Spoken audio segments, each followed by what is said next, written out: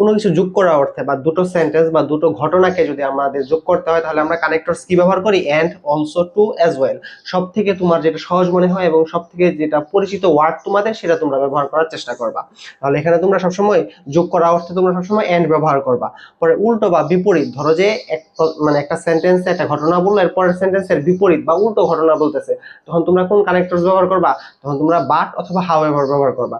But এই ওয়ার্ডটা যেহেতু আমাদের অনেক বেশি পরিচিত, তাহলে আমরা সবসময় কি বাট ব্যবহার করার চেষ্টা করব।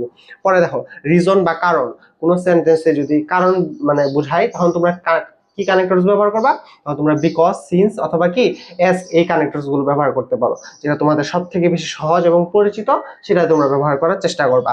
পরে দেখো ফলাফল বোঝালে সবসময় আমরা কি ব্যবহার করব, সো অথবা এজ এ রেজাল্ট অথবা হ্যান্স ব্যবহার করতে পারো অথবা দেয়ারফর ব্যবহার করতে পারো, তোমাদের যেটা সহজ মনে হয় সেটাই তোমরা ব্যবহার করবা। পরে দেখো উদাহরণ বোঝাতে আমরা কি ব্যবহার করব, ফর এক্সাম্পল অথবা লাইক ব্যবহার করতে পারি। তাহলে কোনো সেন্টেন্সে যদি উদাহরণ বোঝায় তখন আমরা কি কানেক্টরসে কি ব্যবহার করব, তখন আমরা ফর এক্সাম্পল ব্যবহার করব অথবা কি লাইক ব্যবহার করব। আচ্ছা, এই দুটো রুলস দেখো ইম্পর্টেন্ট, এবং তোমাদের এসএসসি স্ট্যান্ডার্ডে যে শিক্ষার্থীরা আছে সবসময় কি এই দুটো রুলসেই ভুল করে।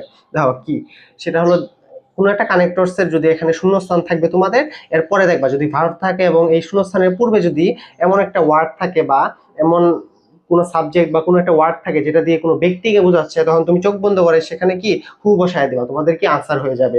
আবার একইভাবে যদি কানেক্টরস এর জন্য তোমার শূন্যস্থান থাকে এবং পরে যদি ভার্ব থাকে এবং এরপরে যদি বস্তুকে বোঝায় কোনো একটা ওয়ার্ড বা কোনো একটা সাবজেক্ট যদি থাকে, তাহলে এবং ওই ওয়ার্ড বা সাবজেক্ট যদি তোমার কি কোনো বস্তুকে নির্দেশ করে, তখন তোমরা কি বসাবা, হুইচ অথবা দ্যাট বসাবা। এখানে অবজেক্ট বলতে বোঝাচ্ছে বস্তু, অবজেক্ট মানে কি বস্তু, এখানে সাবজেক্ট অবজেক্ট যে মানে ওই অবজেক্ট না, এখানে অবজেক্ট বলতে বোঝাচ্ছে বস্তু। তাহলে কি ব্যক্তি থাকলে এবং শূন্যস্থানের পরে যদি ভার্ব থাকে তখন কি বসাবা তোমরা, তখন তোমরা হু বসাবা। আর যদি বস্তু থাকে এবং শূন্যস্থানের পরে ভার্ব থাকে তখন তোমরা কি বসাবা, তখন তোমরা হুইচ অথবা কি দ্যাট বসাবা।